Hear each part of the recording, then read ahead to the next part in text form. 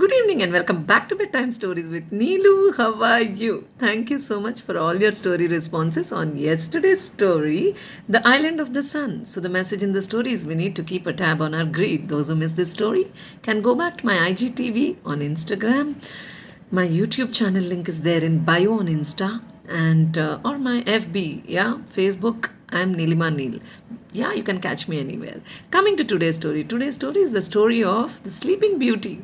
So it's a very popular story. My thoughts on the story. Once there was a king and a queen, and they were very, very sad because they didn't have children. So for a very long time, they didn't have children. And finally, with a lot of prayers, they had a beautiful little baby, and they named her Aurora Princess.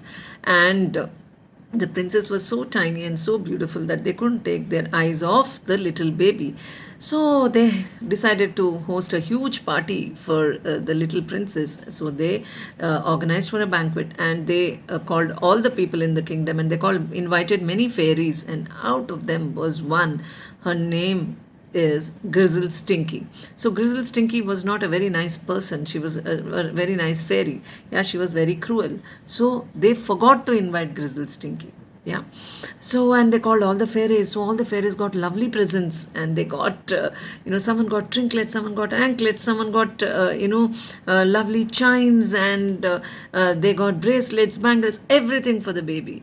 But, and the king and the queen saw those presents, and they were so happy. They said, "Don't you think our baby is very lucky? She got such lovely presents and blessings from all the fairies." So there walked in Grizzle Stinky. She said, "You forgot to invite me, so I'm cursing your baby. Your baby will sleep forever once she cuts her finger." So to this, the king and the queen, they get stunned. Why such a curse to such a little baby? So she says, "Why did you forget to invite me? And this is something which I don't like." So immediately a good fairy came there, and she put her hand on the princess and little baby, and she said, "Your baby will only sleep for 100 years, then the spell will be broken." So the king and the queen get very sad, because even then the curse is very long. 100 years is a very long time, and they had to protect this baby from cutting her finger. So they would keep her very safe from all the tools and sharp objects, and they told the gardener, the cook, everyone to keep every sharp object away from the princess. So the princess grew into a beautiful young girl, and as she grew, she was like, everyone forgot about the curse, and the princess kept moving around the palace as usual, like any other princess. So one day she kept walking, and she went to the top floor of the palace, and there she saw an old lady spinning a silk fabric, on a loom. So she saw her, and she said, "Old lady, what brings you here? Why are you sitting alone and doing this work?" So she said, "I'm actually making a silk gown for you." So to this, the girl says, "Can I sit and watch?" She says, "Okay, come over."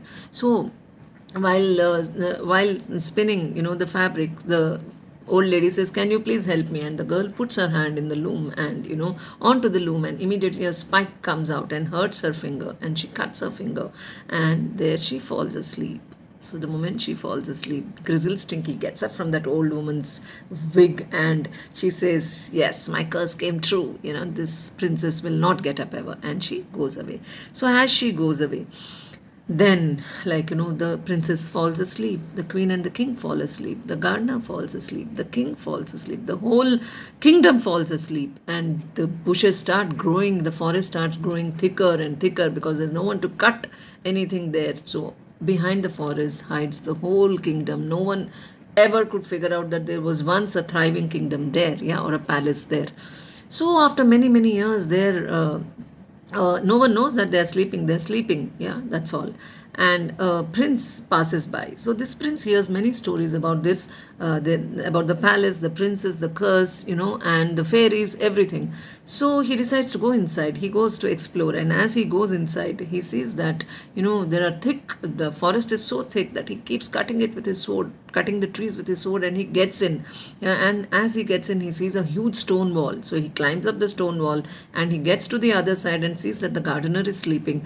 And then he goes inside, and he sees that the king is sleeping on his throne, the queen is in her chamber, she's sleeping, and he goes up above the palace, and there he sees a beautiful princess, young princess, sleeping. So he goes there, and he gives a peck on her cheek. He just kisses her. The moment he kisses her, the princess opens her eyes. And then the king and the queen open their eyes. And then the gardener opens his eyes. The cook opens his eyes. Everyone open their eyes. And immediately the kingdom is alive.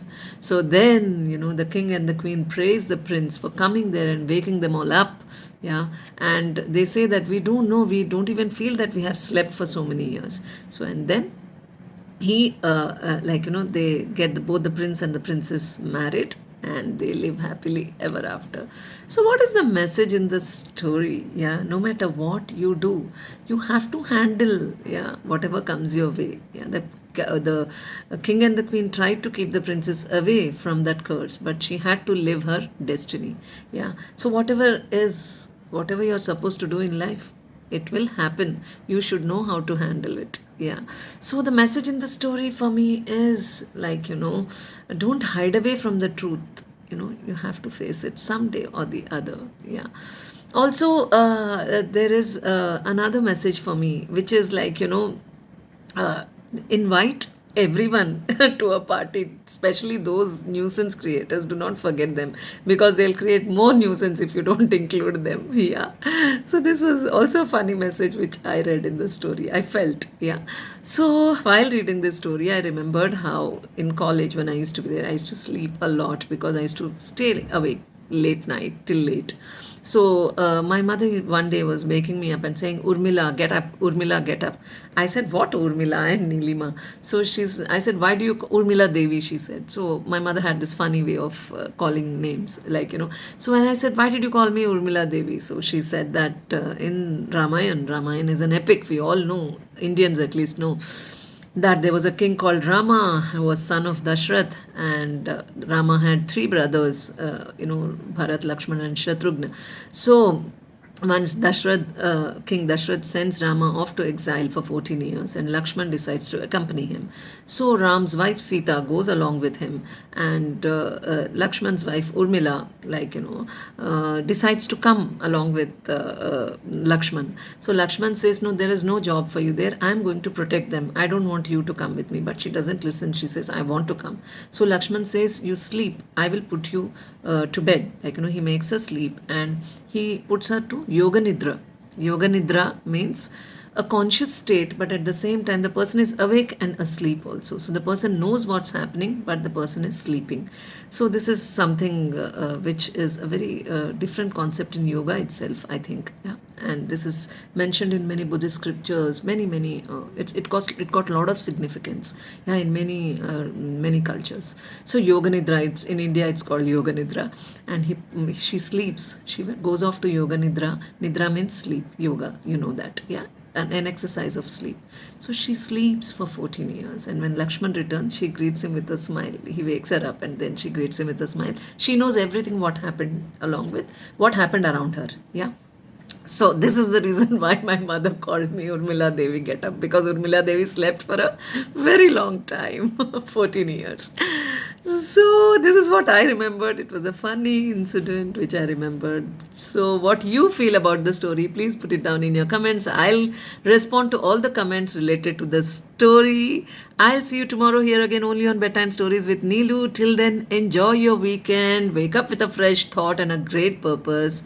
Good night.